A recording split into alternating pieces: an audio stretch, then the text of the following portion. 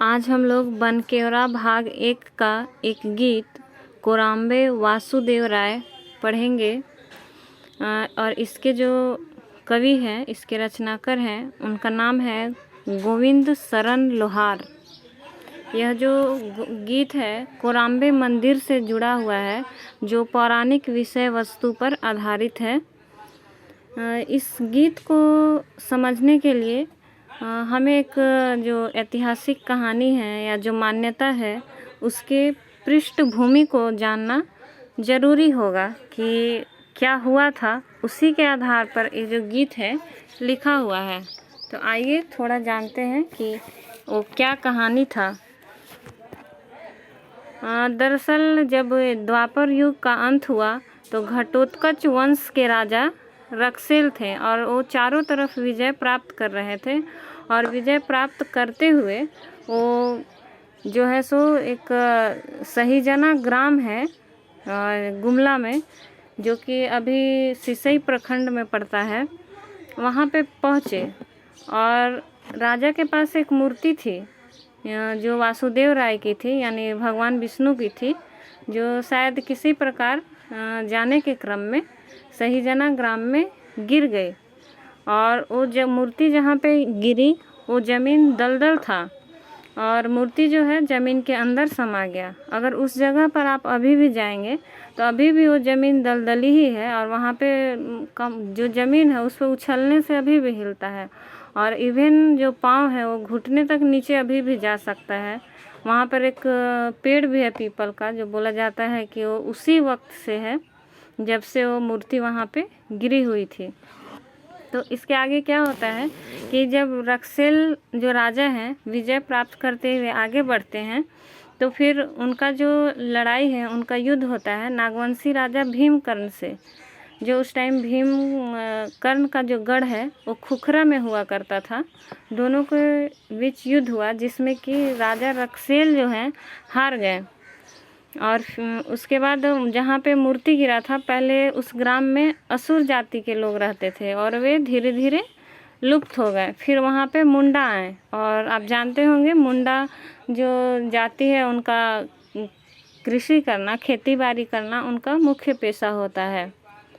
तो एक बार क्या हुआ कि जहाँ पे मूर्ति गिरी थी तो वहीं पे कृषि कार्य हेतु कुछ कुदाल या मतलब खेती करने के लिए मिट्टी कोड़ने के दौरान जो मिट्टी कुदाल जो है वो किसी पत्थर से टकराया। तो उसके बाद वहाँ से जब लोगों ने उसको निकाल कर देखा तो वहाँ पे एक मूर्ति थी जो उन लोगों को मतलब विचित्र मूर्ति लगी। और जैसे ही कुदाल से उस मूर्ति में चोट लगता है तो उससे खून बहने लगता है और दूध भी बहने लगता है। तो ये सारे चीज़ देखकर वहाँ के जो आम नागरिक थे उनको अचरज हुआ। फिर उन्होंने सोचा कि इसमें ज़रूर कोई बात है, तो मूर्ति उन्होंने निकाला, उसको धोया। फिर एक चिकना चट्टान था पास में, वो चट्टान आज भी सहीजना ग्राम में मौजूद है। उस पर उन्होंने रखा और वहाँ पे उनका पूजा पाठ करने लगे। मतलब एक क्या बोलते हैं, मतलब एक भगवान के रूप में नहीं, एक मतलब भूत के देवता या चंडी बोल सकते हैं, उस टाइप से उनका पूजा करने लगे। तो ये जो कविता है वो यहीं तक की कहानी को दर्शाता है कि उन्होंने वहाँ पे मूर्ति को निकाला और उसका पूजा करने लगे। लेकिन मैं थोड़ा सा और बता दूं कि इसके आगे क्या होता है कि जब वहाँ पूजा करने लगे तो जो वासुदेव थे, भगवान विष्णु थे, उनको ये चीज़ पसंद नहीं आया कि लोग उनको दारू मदिरा ये सब चढ़ा रहे थे। तो वहाँ के जो राजा थे उस वक्त भीमकर्ण, उनको एक सपना आया भगवान के बारे में। तो जब सपना आया तो उसके बाद वो ग्राम सहीजना पहुँचे और वहाँ पे लोगों से पूछा तो उन्हें पता चला कि यहाँ पे मतलब सच में ऐसा ऐसा हुआ था कि मूर्ति है। तो वहाँ के लोगों ने बताया कि हम लोगों ने मूर्ति तो ज़रूर निकाला था, लेकिन वो पत्थर है सो फट गया। मतलब जब उन्होंने पूजा करना उस टाइप से शुरू किया तो पत्थर फट गया और मूर्ति है सो अंदर चली गई।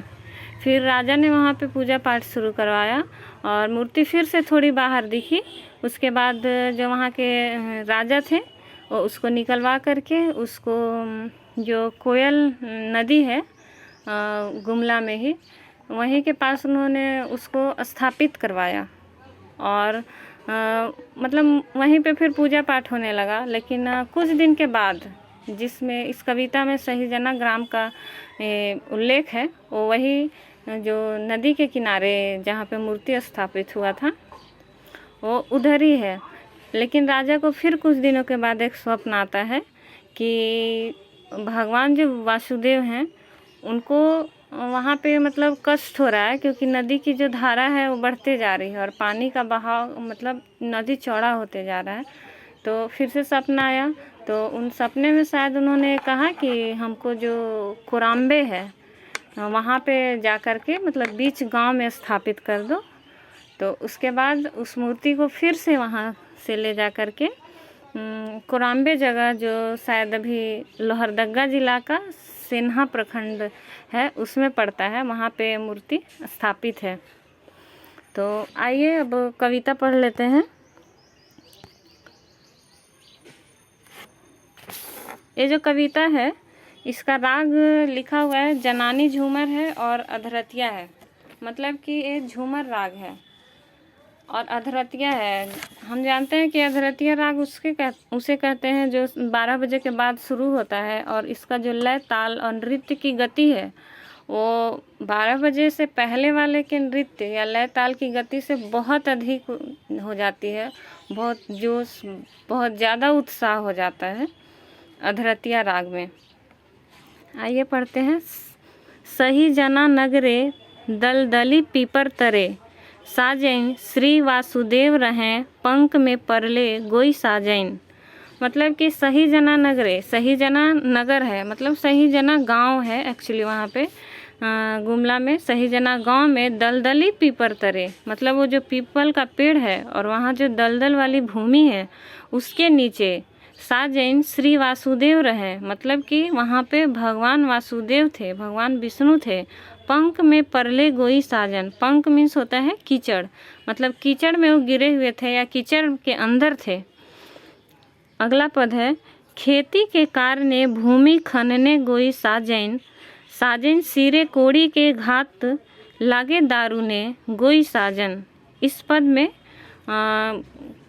कवि कह रहे हैं कि खेती के कारण यानी कृषि कार्य के कारण भूमि का खनन हो रहा था, खुदाई हो रहा था, तो उसी से सिरे कोड़ी के घात लगे दारूने, मतलब उनका जो सिर है मूर्ति में है जो जोर से चोट लगा और बहुत ज़्यादा लगा। दारूने का मतलब बहुत ज़्यादा लगा उस मूर्ति में।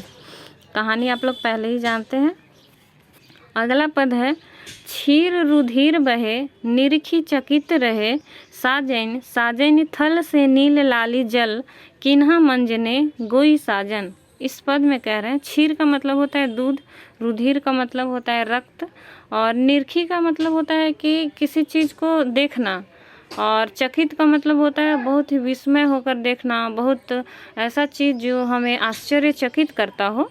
तो यहाँ पे इस पद में है कि क्षीर यानी कि दूध और रुधिर यानी कि रक्त बह रहा था। जैसे ही कोड़ी का घात लगा, कुदाल का घात लगा तो उससे रक्त बहने लगा। और निरखी चकित रहे मतलब ऐसा देख करके सारे लोग चकित हो गए, बहुत ही सरप्राइज्ड हो गए।